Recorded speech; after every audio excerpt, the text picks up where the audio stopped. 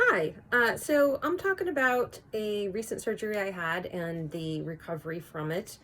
I had a bilateral mastectomy with reconstruction. So 1 week anniversary of the surgery, and it's also the 1 week anniversary of the last time I washed my hair.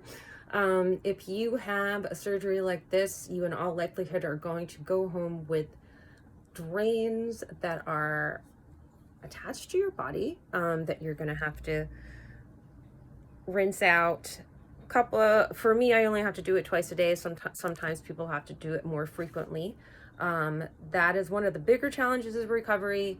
You can't get them wet, so you can't shower, you can't take a bath because of the risk of infection if they get wet. And so you're going to be doing sponge baths and dry shampoo, which doesn't really work, as you can see, for probably about 10 days, give or take. Everyone's a little different. So that's really one of the biggest headaches of the recovery, assuming everything is going well, which it is in my case. I haven't had any complications at the surgical site. Of course, I have some pain. That's completely expected. One complication that I did have was I had a bad reaction to the oxycodone, which is a strong narcotic painkiller that really does work well. But if you are sensitive to it, or if you don't take it properly, like I think maybe I did, you can get very sick, and you do not want to get violently sick when you have sutures in your chest. That's not something you want. I think in my case, I didn't take it with food like I should have. I know you hear that instruction a lot with a lot of different medications, but I can say from experience that when when the instructions say take oxycodone with food, they mean it. Take it with food. So yeah, that was really the only thing that was a real serious problem, and it was short-lived. So altogether, I think I'm doing really well. I am out of it. Because I'm taking a lot of different drugs, so I feel really brain foggy. I'm sleeping a ton. And I was told that's expected.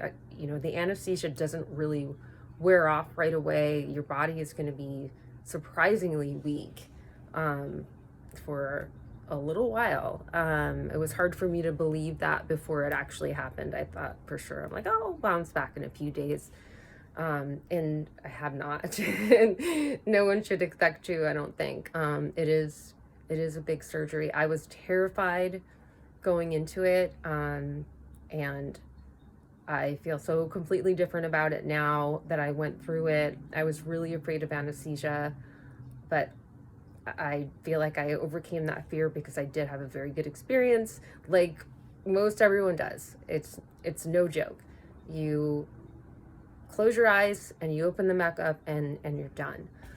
They took very good care of me at NYU. I had a really great team. I continue to have a great team.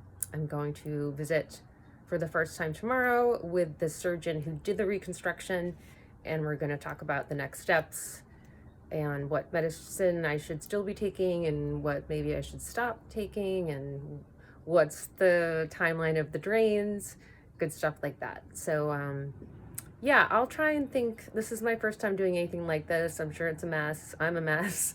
I'm going to just keep thinking about things that people who are considering this or are going through it might want to know about. It is sort of a strange experience to go into blindly, and I've found that talking to people and reading from people who have gone through this has been really, really helpful. So I want to try and do the same for someone. And yeah, I'm just going to keep working on it. And thank you for watching.